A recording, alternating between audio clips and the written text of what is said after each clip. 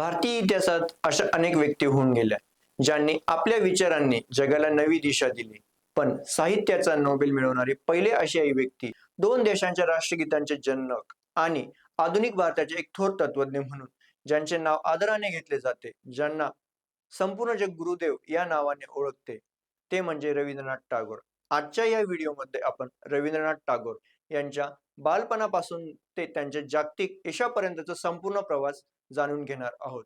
जय महाराष्ट्र मित्रांनो, मी भावेश. आपण ऐकत आहात अज्ञात प्रवास. 7 मे 1861 चा तो दिवस. कलकत्त्याच्या जोडासांको येथील एका अतिशय विद्वान आणि श्रीमंत घरात रवींद्रनाथांचा जन्म झाला. त्यांचे वडील महर्षी देवेंद्रनाथ टागोर हे ब्राह्मण समाजाचे मोठे नेते होते. घरातच कला, संगीत आणि उपनिषदांचे वातावरण होते. रवींद्रनाथ हे घरातील 14वे अपत्य. श्रीमंत घर असूनही त्यांचे बालपण अत्यंत साधेपणात गेले. नोकरांच्या देखरेखीखाली त्यांचे बालपण गेल्यामुळे त्यांना निसर्गाची ओढ लागली. त्यांना शाळेची 4 भिंतीची खोली तुरुंग वाटायची. म्हणूनच त्यांनी घराच्या खिडकीतून दिसणाऱ्या निसर्गाशी मैत्री केली आणि तिथूनच त्यांना कवितांचा जन्म झाला. वडिलांची इच्छा होती की रवींद्रनाथांनी बॅरिस्टर व्हावे. 1878 मध्ये ते लंडनला गेले, पण तिथे गेल्यावर त्यांना कायद्यापेक्षा मानवी स्वभाव आणि पाश्चात्य संगीतात जास्त रस निर्माण झाला.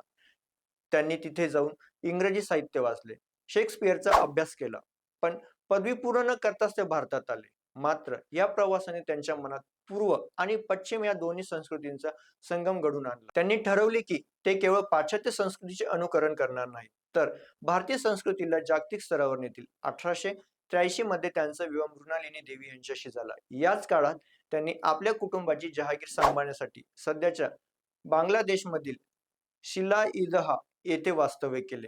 तिथे ते साध्या शेतकऱ्यांच्या संपर्कात आले. गरिबी, ग्रामीण जीवन आणि निसर्ग त्यांनी जवळून पाहिला. याच काळात त्यांच्या लेखणीला एक नवी धार मिळाली. मानसी, सोनारतरी यांसारख्या प्रसिद्ध कवितांचा उगम या मातीत झाला. टागोरांना वाटायचे की शिक्षण म्हणजे केवळ पोपटपंची नाही. 1901 मध्ये त्यांनी अवघ्या 5 विद्यार्थ्यांसह शांतिनिकेतनमध्ये एक शाळा सुरू केली. गुरु शिष्य परंपरा आणि आधुनिक विज्ञान यांचा मेळ त्यांनी तिथे घातला. तिथे वर्ग खोली नव्हती, तर झाडाच्या सावलीत वर्ग भरायचे. संगीत, नृत्य, चित्रकला शिक्षणाचा अविभाज्य भाग होता. याच शांतिनिकेतनमध्ये पुढे विश्वभारतीचे रूप घेतले, जिथे जगभरातील विद्वान एकत्र येऊ लागले. आजही तिथली परंपरा आपल्याला थक्क करते. रवींद्रनाथ टागोर यांच्या जीवनातील 1913 हे वर्ष केवळ त्यांच्यासाठीच नव्हे, तर संपूर्ण भारत आणि आशिया खंडासाठी ऐतिहासिक ठरले. टागोरांनी आपल्या गीतांजली या काव्यसंग्रहाचा इंग्रजी अनुवाद स्वतःच केला होता. जेव्हा या कवितांचे हस्तलिखित प्रसिद्ध पाश्चात्य कवी W.B. येट्स यांच्या हाती लागले, तेव्हा ते या कवितांमधील आध्यात्मिक खोली आणि निसर्गाशी असलेल्या नात्याने भारावून गेले. त्यांनी या पुस्तकाला प्रस्तावना लिहिली आणि लंडनच्या साहित्यिक वर्तुळात टागोरांच्या नावाचा डंका वाजला. परिणामी 1913 मध्ये साहित्यातील सर्वोच्च असा नोबेल पुरस्कार गुरुदेव टागोरांना जाहीर झाला. हा बहुमान मिळवणारे ते पहिले भारतीय आणि पहिले गैर युरोपीय व्यक्ती ठरले. या एका पुरस्काराने भारतीय साहित्याकडे पाहण्याचा जगाचा दृष्टिकोन पूर्णपणे बदलून टाकला आणि पारतंत्र्यात असलेल्या भारताची मान अभिमानाने उंचावली. नोबेल पुरस्कार मिळाल्यानंतर टागोरांची ओळख केवळ एक कवी म्हणून राहिली नाही, तर ते विश्वाचे नागरिक बनले. त्यांना जगभर व्याख्यानांसाठी निमंत्रणे येऊ लागली. त्यांनी अमेरिका, युरोप, जपान आणि चीन यांसारख्या देशांचा प्रवास केला. या प्रवासादरम्यान त्यांची भेट अल्बर्ट आइन्स्टाईन, H.G. वेल्स आणि रोमारोला यांसारख्या जागतिक दर्जाच्या दिग्गजांशी झाली. आइन्स्टाईन आणि टागोर यांच्यातील विज्ञान आणि अध्यात्म या विषयांवरील चर्चा आजही जागतिक साहित्यात महत्त्वाची मानली जाते. टागोरांच्या प्रसिद्धीचा आवाज इतका मोठा होता की पाश्चात्य जगासाठी ते पूर्वेकडील देशांचे सांस्कृतिक राजदूत बनले होते. टागोरांच्या या जागतिक प्रसिद्धीचा सर्वात मोठा फायदा त्यांच्या विश्वभारती आणि शांतिनिकेतन या स्वप्नांना झाला. नोबेल पुरस्कारासोबत मिळालेली सर्व रक्कम त्यांनी या विद्यापीठाच्या उभारणीसाठी अर्पण केली. त्यांना मिळालेल्या जागतिक आदरामुळे जगभरातील अनेक विद्वान आणि कलाकार, विचारवंत शांतिनिकेतनमध्ये येऊन राहू लागले. टागोरांनी आपल्या साहित्यातून मानलेला विश्वबंधूचा विचार युद्धाच्या छायेत असलेल्या जगाला शांतीचा मार्ग दाखवणारा ठरला. त्यांच्या कवितांचे जगातील जवळजवळ सर्वच प्रमुख भाषांमध्ये अनुवादन झाले, ज्यामुळे भारतीय संस्कृती आणि तत्वज्ञान घराघरात पोहोचले. अशा प्रकारे नोबेल पुरस्काराने टागोरांना जागतिक क्षितिजावर एक असे स्थान दिले जे आजही अढळ आहे. रवींद्रनाथ टागोर हे केवळ साहित्यात रमणारे कवी नव्हते, तर ते एक प्रमुख राष्ट्रभक्त आणि मानवी मूल्यांचे रक्षण करणारे राजकीय विचारवंत होते. त्यांच्या राजकीय जीवनातील सर्वात महत्वाचा आणि क्रांतिकारी क्षण म्हणजे 1919 चे जालियनवाला बाग हत्याकांड. या अमानुष घटनेचा निषेध म्हणून त्यांनी ब्रिटिश सरकारने दिलेली नाईटहूड म्हणजे सर ही पदवी अत्यंत कठोर शब्दात पत्र लिहून परत केली.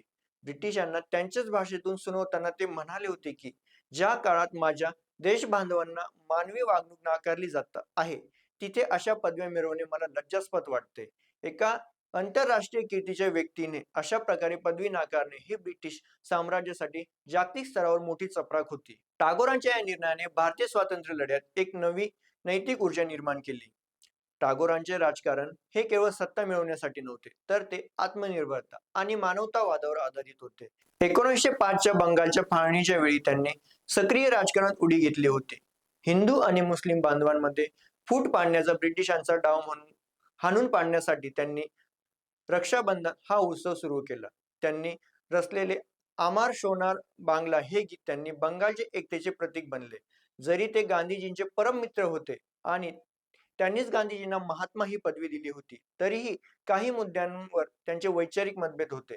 टागोरांचा असा ठाम विश्वास होता की केवळ विदेशी कापडांची होळी करून किंवा चरखा चालून स्वातंत्र्य मिळणार नाही, तर भारतीयांनी शिक्षण आणि विज्ञानाच्या जोरावर स्वतःला प्रगल्भ केले पाहिजे.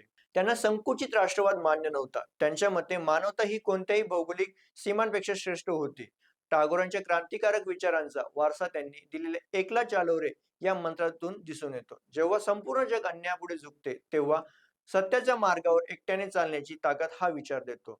ते जगातील एकमेव असे कवी ठरले ज्यांच्या रचना दोन देशांची म्हणजेच भारत आणि बांगलादेश यांची राष्ट्रगीते बनली.